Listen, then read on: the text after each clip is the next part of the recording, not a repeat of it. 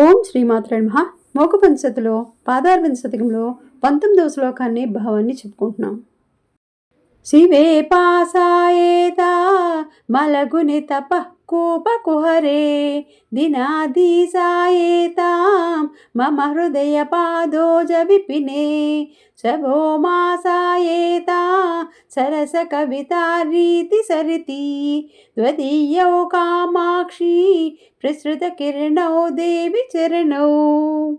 అమ్మా కామాక్షిదేవి, ప్రసరిస్తున్న కిరణాల్లాగా వెలిగిందుతున్న దివ్యమైన నీ పాదాలు నాలోని పరమేశ్వరుని కట్టివేసి పాసాలవుగాక.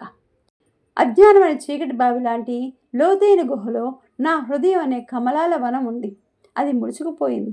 దాన్ని తిరిగి వికసింపజేసే సూర్యుడిలా ఈ పాదాలు వెలుగునివ్వుగాక. నా సరస కవితారీతిని అనే నదికి శ్రావణ మాసం కవితా వర్షధారవుగాక. ఓం శ్రీమాత్రే నమః.